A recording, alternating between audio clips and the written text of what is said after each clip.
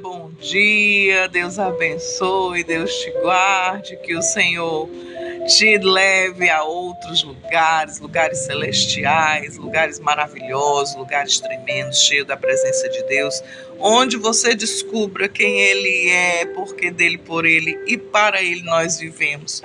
Isso nós temos dito constantemente em muitos momentos das nossas vidas, em muitas igrejas, em muitas congregações, mas tem coisas na vida da gente que a gente aprende vivendo, que a gente aprende experimentando, passando, né? Que nem diz o pessoal mais experiente, que tem mais conhecimento, né, das coisas de Deus. Tudo passa. A palavra de Deus permanece para sempre. Ele é a bênção, Ele é a presença, Ele é a vida, Ele é a luz, Ele é tudo que nós precisamos para viver. Tem coisas que a gente faz na vida e a gente tem até um versículo bíblico, né? Tudo aquilo que o homem plantar, ele vai colher. Temos diversas mensagens com esse tema, com essa temática, que tudo aquilo que nós fizermos vai ter uma consequência. E muitas vezes nós vemos pessoas colocando a culpa dos seus erros, a responsabilidade é diferente de culpa, né? A responsabilidade dos seus erros da pessoa que estava mais próxima. Eu tomei essa decisão porque fulano me aconselhou. Eu tomei essa postura porque fulano tomou também e deu certo para ele. Gente, a vida do outro é a vida do outro. Nós temos que saber que somos responsáveis por tudo aquilo que nós fazemos, por tudo aquilo que nós plantamos e por tudo aquilo que nós idealizamos na vida. Qual é a intenção do teu projeto? Eu tenho visto, quedas terríveis de pessoas que tinham projetos certinho, mas quando começaram bem. E quando terminaram, no meio do projeto, eles começaram a tomar decisões egoístas, egocêntricas, baseadas nas possibilidades e no sucesso pessoal ao invés do coletivo. E pessoas cristãs que pararam de pensar no próximo e começaram a pensar somente em si mesmas.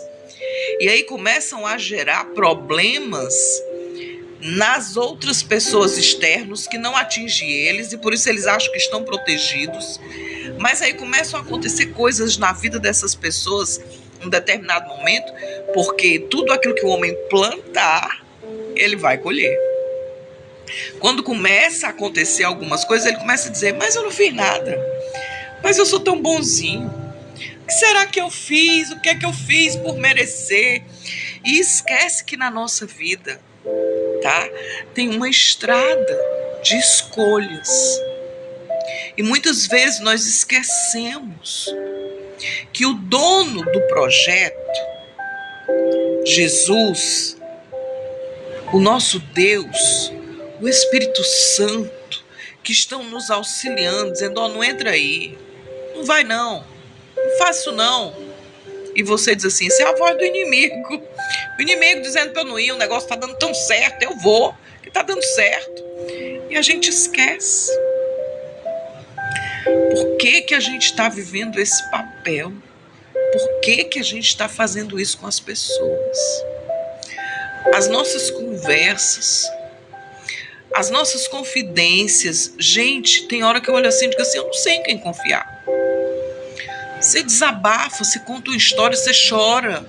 No minuto depois a pessoa vai lá, no que não era para falar, e fala e divulga, e aí vai tudo por água abaixo, a confiança vai por água abaixo, a amizade vai por água abaixo, porque não se faz mais as coisas por amor, se faz por interesse.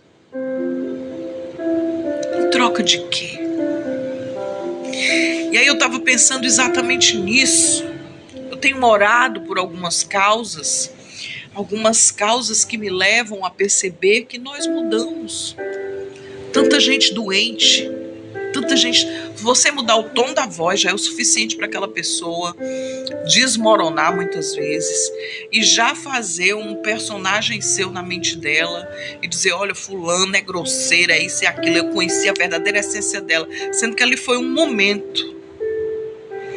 E aí a pessoa já desmorona todinha, já faz ali aquele... Isso é uma enfermidade, isso é um mau pensamento. Muitas vezes é isso.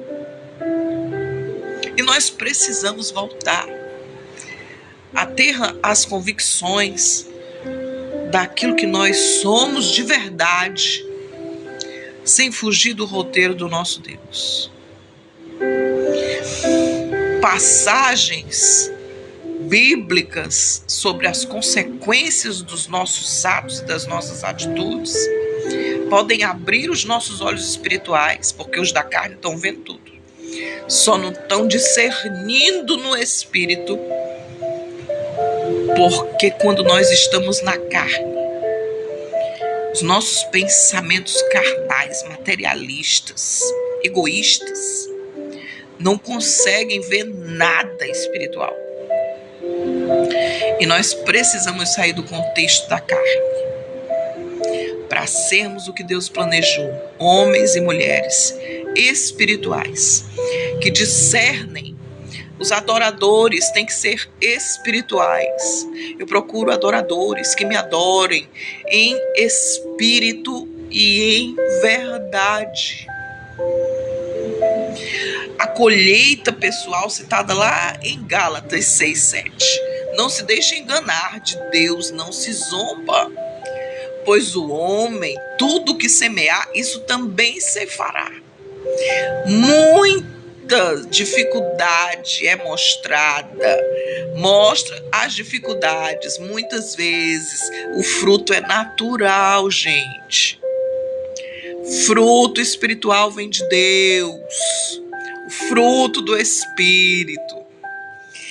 Mas o fruto natural vem do homem.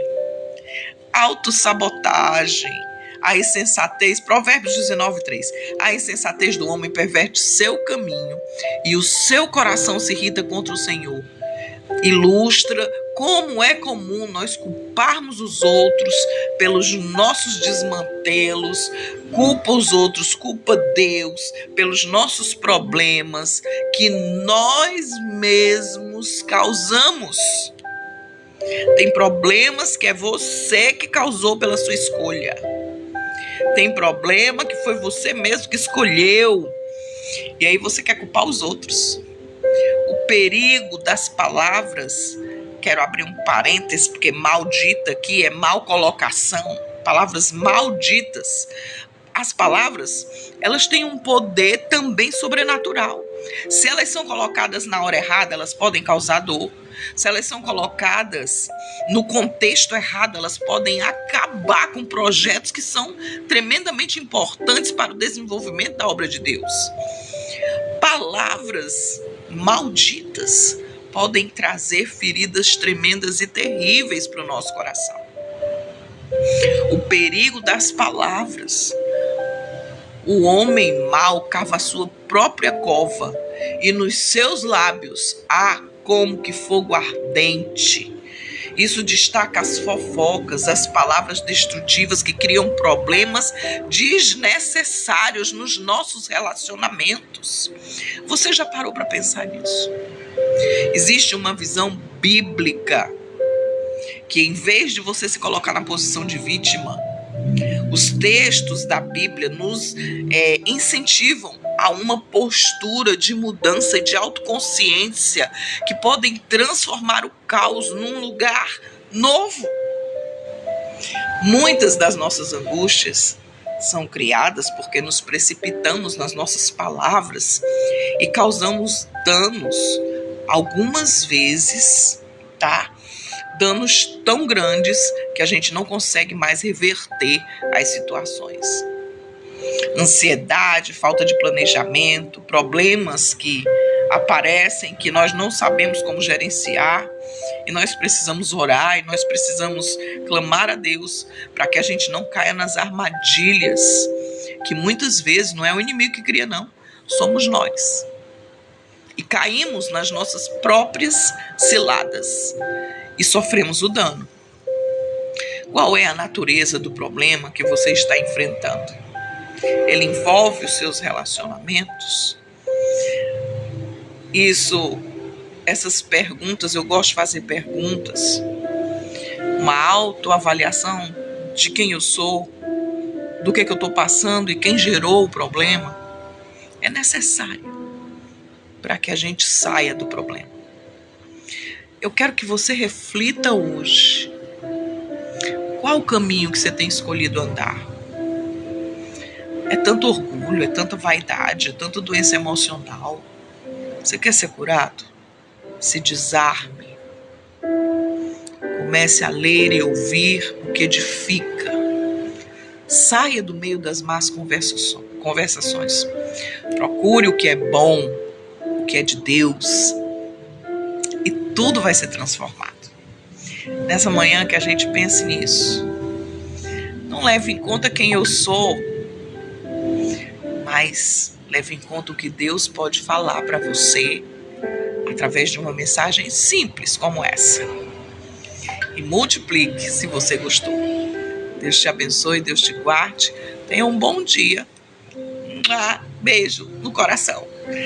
Tá chegando aí a biblioterapia. Imersão. Quem que vem com a gente?